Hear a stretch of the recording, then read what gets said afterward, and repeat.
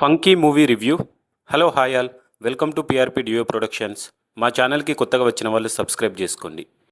ఈ మూవీ చూసిన తర్వాత నా ఒపీనియన్ చెప్పాలంటే నాకైతే పర్లేదు భయ్య, ఓ మోస్తారుగా నవ్వుకున్నా.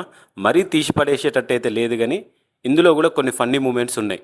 అదేంట్రా సోషల్ మీడియా అంతా మూవీ బాగాలేదు, రివ్యూయర్స్ అందరూ బాగాలేదు అంటున్నారు, మరి నీకు నచ్చిందా అని అంటే పర్లేదు భయ్య. అనుదీప్ మూవీకి నేను ఎలాంటి ఎక్స్పెక్టేషన్స్ పెట్టుకోకుండా పోయినా.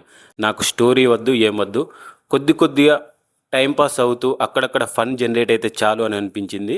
మోస్ట్ ఆఫ్ ది టైమ్స్ నాకు ఫన్ జనరేట్ అయింది, నాకు వర్కౌట్ అయింది.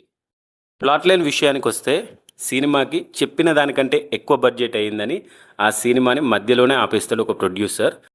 ఆ సినిమా మళ్ళీ స్టార్ట్ చేయడానికి హీరో కొద్దిగా ప్రయత్నాలు చేస్తాడు.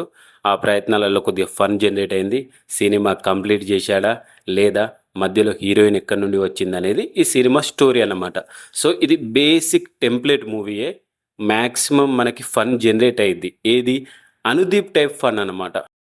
అనుదీప్ టైప్ ఫన్ అంటే ఈ టైంలో చెప్పాలంటే క్రింజ్ అంటారు చూడండి, అలాంటి ఫన్ అనుకుంటా. సో మరి జాతిరత్నాల్లో కూడా నాకు అలానే అనిపించింది. మరి ఇప్పుడున్న రివ్యూవర్స్ ఎందుకు నెగిటివ్ రివ్యూస్ ఇచ్చారో తెలియదు, కానీ ఒకవేళ ఇదే రివ్యూవర్స్ కనుక జాతిరత్నాలు టైంలో ఉంటే కూడా దానికి కూడా నెగిటివ్ రివ్యూసే ఇచ్చేవాళ్ళు. ఈ సినిమాకి మేజర్ అసెట్ అంటే ఖైదు లోహర్. ఆమె స్క్రీన్ ప్రజెన్స్ చాలా అంటే చాలా బాగుంది, చాలా అందంగా, చాలా క్యూట్గా ఉంది. విశ్వక్సేన్ పర్ఫార్మెన్స్ విషయానికి వస్తే పర్లేదు భయ్య, ఓ మోస్తారుగానే చేశాడు. అక్కడక్కడ టైమింగ్ మిస్ మ్యాచ్ అయింది, కానీ ఉన్నంతలో బాగానే చేశాడు.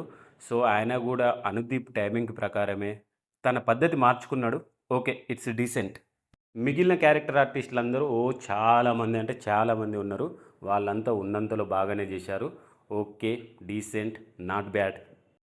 ఇక మ్యూజిక్ విషయానికి వస్తే ఒక సాంగ్ బాగుంది భయ్య, సినిమాలో కూడా బాగుంది అండ్ వినడానికి కూడా చాలా అంటే చాలా బాగుంది. ఇక డైరెక్షన్ విషయానికి వస్తే అనుదీప్ గారు ఆయనకు అలవాటైన రీతిలోనే రాశాడు. అంటే స్టోరీ ఏం లేకుండా బేసిక్గానే తీసిండు. ఆయనకు అలవాటైన హ్యూమరే అంతా ఆయననే కనిపిస్తాడు. ఇక మూవీలో ఎవరున్నా కానీ అనుదీపే కనిపిస్తాడు.